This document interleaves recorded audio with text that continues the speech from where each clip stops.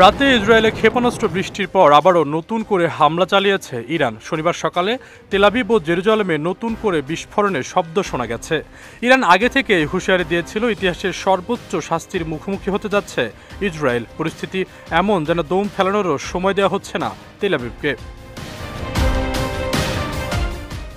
ইতিমধ্যে ইসরায়েলের প্রতিরক্ষা দপ্তর এবং ক্ষেপণাস্ত্র প্রতিরক্ষা ব্যবস্থায় হামলা চালিয়েছে তেহরান। ইসরায়েলের ডিফেন্স ফোর্স বাসিন্দাদের নিরাপদ স্থানে আশ্রয় নেওয়ার আহ্বান জানিয়েছে।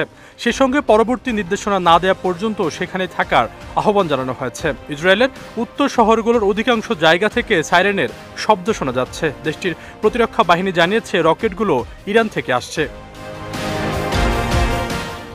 এদিকে পরমাণু ইস্যুতে আমেরিকার সঙ্গে আলোচনাকে অর্থহীন বলে আখ্যা দিয়েছে ইরান সরকার। ইরানে হামলার জন্য তারা ওয়াশিংটনের সমর্থনকে দায়ী করেছে। এর আগে শুক্রবার ইরানের সামরিক স্থাপনায় হামলা চালায় ইসরায়েল। এতে তেহরানের শীর্ষ জেনারেল সহ বেশ কয়েকজন মানুষ নিহত হয়। এরপরই ইরান প্রতিশোধ নিতে উঠে পড়ে লাগে। শঙ্কা করা হচ্ছে সর্বাত্মক যুদ্ধে জড়িয়ে পড়েছে মধ্যপ্রাচ্যের পরাশক্তির দুই দেশ। 1979 সালের ইসলামিক বিপ্লবের আগ পর্যন্ত দুই দেশের মধ্যে সম্পর্ক ছিল বন্ধুত্বপূর্ণ। 1948 সালে যখন ইসরায়েল রাষ্ট্র প্রতিষ্ঠিত হয় তখন দেশটিকে প্রথম স্বীকৃতি দিয়েছিল ইরান। প্রতিষ্ঠানের ওই সময়ে আরব রাষ্ট্রগুলোর সঙ্গে বৈরিতায় টিকে থাকতে ইরানকে বন্ধু হিসাবে গ্রহণ করে ইসরায়েল। একইভাবে আরব রাষ্ট্রগুলোর সঙ্গে বৈরিতা মোকাবেলা করতে ইসরায়েলকে সঙ্গে চেয়েছিল ইরান।